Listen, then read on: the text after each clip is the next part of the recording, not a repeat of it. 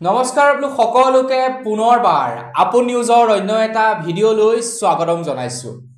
এতিয়া আপোনালোকে মাছ পালন কৰি বিজনেছ কৰিবৰ কাৰণে 11 লাখ টকা পাব পাৰে ভাৰত চৰকাৰৰ ফালৰ পৰা। 11 লাখ টকা। আৰু সেই 11 লাখ টকাটো কিন্তু আপোনালোকে ঘূৰাই দিব নালাগে। 11 লাখ টকাটোৰে আকৌ আপোনালোকক সাবসিডিও প্ৰদান কৰিব। মানে ৰাজ সাহায্য প্ৰদান কৰিব সেই 11 লাখৰ পৰা। আপোনালোকে যদি বেছি বহলকৈ কৰিম বুলি ভাবিছে বহলকৈও কৰিব পাৰে, ডাঙৰকৈও কৰিব পাৰে। তাৰ বাবে আৰু বেছি পইচা দিব এতিয়া মীন পালকসকলক, যিসকলে মাছ পোহপালন কৰি ব্যৱসায় কৰিম বুলি ভাবিছে, মাছৰ বিজনেছ আৰম্ভ কৰিম বুলি ভাবিছে, তেওঁলোকৰ কাৰণে আজিৰ এই ভিডিঅ'টো। তো ভিডিঅ'টো প্ৰথমৰ পৰা শেষলৈকে চাই থাকিব।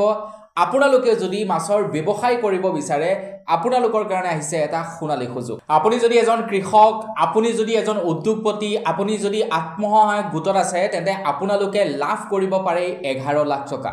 তো কেনেকৈ আপোনালোকে এই 11 লাখ টকা পাব, কিমান পৰিমাণৰ আপোনালোকক সাবসিডি দিয়া হ'ব, সকলোবিলাক আপোনালোকক আজিৰ এই ভিডিঅ'টোত জনাম। কিয়নো ST, SC, OBC সকলোৰে কাৰণে সাবসিডিৰ কেটেগৰী বেলেগ বেলেগ।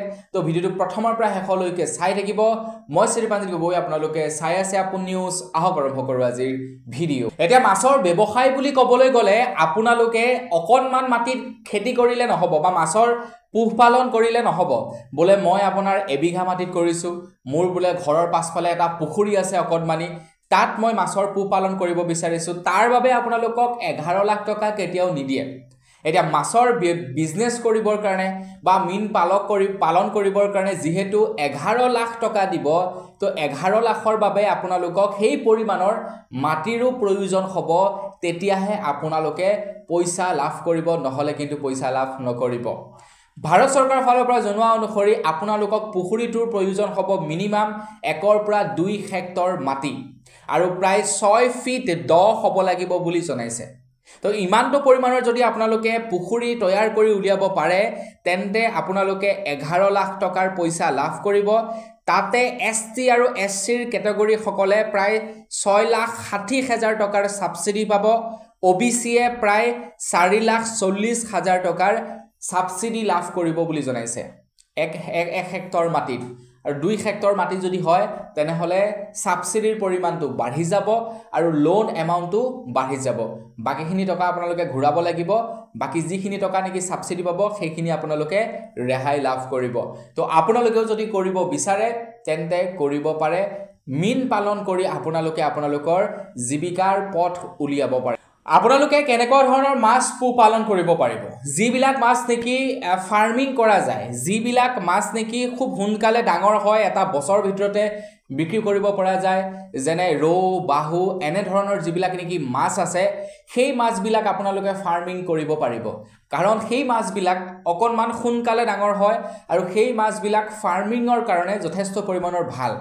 আপোনালোকে এই সম্পৰ্কত যদি বেছিকৈ জানিব বিচাৰে তেতিয়া আপোনালোকে আপোনালোকৰ নিজ নিজ ডিষ্ট্ৰিক্টৰ মীন পালক অফিচত গৈ সকলোবিলাক ডিটেইলছ ল'ব পাৰে, যে কেনেকুৱা ধৰণৰ মাছ আপোনালোকে পুহিব পাৰিব, কি কৰিব লাগিব, সকলোবিলাক ডিটেইলছ আপোনালোকে পাই যাব। কেনেকুৱা ধৰণৰ ডকুমেণ্টৰ প্ৰয়োজন হ'ব সেই সম্পৰ্কেও আপোনালোকে পাই যাব। এটা সবচে ডাঙৰ কথাটো হৈ গ'ল আপোনালোকে আবেদন কৰিব কেনেকৈ আপোনালোকে 11 লাখ টকাটি লাভ কৰিব। আপোনালোকে কিন্তু কেৱল মাছৰ পোহপালন কৰিবৰ কাৰণে সেই পইচা পাব, সেইটো মনত ৰাখিব। বেলেগ কাৰণত কিন্তু পইচা নিদিয়ে। আপোনালোকে দেখাব পাৰিব লাগিব যে এইকণ আমাৰ জেগা, ইয়াতে আমি মাছৰ পোহপালন কৰিম। তো সেই আপোনালোকে সঠিক তথ্য দেখাব পাৰিব লাগিব। নিজৰ যদি মাটি নাই, বেলেগৰ মাটি লিজত লোৱা আপোনাৰ প্ৰমাণপত্ৰ লাগিব, যে মই এই মাটি টুকুৰা 5 বছৰৰ কাৰণে তেখেতৰ পৰা লৈছোঁ লিজত, বা তেখেতৰ পৰা কণ্টেক্সুৱেল হিচাপত লৈছোঁ, মই এই মাটিখিনিত মাছৰ খেতি কৰিম বুলি। বা আপোনাৰ নিজা যদি মাটি আছে তেতিয়া আপুনি মাটিৰ ডকুমেণ্ট পাতি দেখাব লাগিব। তেতিয়াহে আপোনালোকক তেওঁলোকে কিন্তু পইচা দিব, ভাৰত চৰকাৰৰ ফালৰ পৰা পইচা দিব, সেইটো মনত ৰাখিব। এতিয়া আবেদন কৰিব কেনেকৈ? আবেদন কৰিবৰ কাৰণে আপোনালোকে PMMSY পৰ্টেলত গৈ আবেদন কৰিব লাগিব। তাৰ পাছত আপোনালোকে মীন পালন অফিচত গৈ ভিজিট কৰিব লাগিব, আপোনালোকৰ ডকুমেণ্ট ছাবমিট কৰিব লাগিব। তাৰ পাছত মীন পালন অফিচৰ পৰা অফিচাৰ আহিব, অফিচাৰ আহি সকলোবিলাক ভেৰিফাই কৰিব, আৰু তাৰ পাছতহে আপোনালোকক পইচা দিব।